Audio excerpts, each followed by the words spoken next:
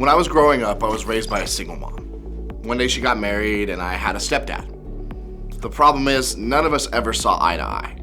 I remember trying my hardest to spend as much time as I could at my friend's house. His mom was so nice, and she actually listened to the way that I felt.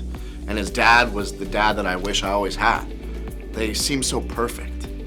As kids, we tend to see our parents as superheroes and our families as being great, or at least as being normal. But then something happens and it changes things. It's the moment when we realize that our family isn't perfect, or maybe we realize our family is broken. It's the moment when we realize our family just isn't what we thought it was. Or maybe we realize that it's not going to be the way that we ever wanted it to be. In one way or another, every family is fractured. Maybe your family lives in constant tension. Maybe you feel it in conflict with certain family members. Maybe you've discovered that your family lives with secrets. And for a lot of you, your family has experienced a fracture of some sort. Regardless of your family story, it's important to remember that every family is fractured. It causes pain, and that's typically when we respond one of two ways. We either count our family out, or we count ourselves out. We use our family members' mistakes as a reason or excuse to not listen to them or include them in our lives. We count ourselves out. Maybe we don't say it out loud, but we give up on our families. All of us have probably felt the pull of wanting to pull away from our family. And we probably know that it's not the best idea, but what's the alternative? What if I told you that there's one idea that you may have never considered that could change the way that you see your family forever? Well, here's the good news. God has a long history of working with dysfunctional families. One of the most famous people in the Bible, a man named Abraham, God promised Abraham that his family would form a great nation. He had a son named Isaac, and then Isaac eventually had two sons, Esau and Jacob. And so the family drama began. Jacob and Esau couldn't have been any more different. As the older brother, Esau was guaranteed to inherit the birthright.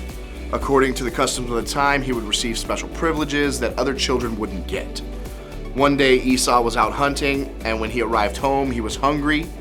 He comes home and smells Jacob's cooking. He asks his little bro for a bowl of stew. And that's when things went sideways. This is what it says. Fast forward to when Isaac was dying. Jacob did in fact get that birthright blessing that was meant for Esau. And Esau was so bitter and angry that he decided the only course of action would be to kill his brother. This is family drama on the next level. Despite all that, don't miss this. Jesus came from this family. God knew their mess and saw how fractured they were, but he didn't run away from them. He used them anyway. The book of Hebrews in the New Testament records a story of Jacob and Esau, thousands of years later, as a celebration of faith. The family is mentioned here to draw attention to who God is, a God who can take any dysfunction from any family and bring good out of it. From God's perspective, there's no family you can count out, and there's no person in a family you can count out. Knowing that God can redeem even the most dysfunctional families might help change your perspective. Believing that God can use a fractured family could be one of your greatest acts of faith. Your family matters, even when it's fractured. God is always working, even when it doesn't look like it. So don't count the people in your family out. Don't count yourself out. You don't know what's going to happen next. So don't check out just yet. And don't count yourself out. You don't know what's going to happen next. So stay tuned for what God will do in your family. Redeeming and fixing things that are broken is what God does best.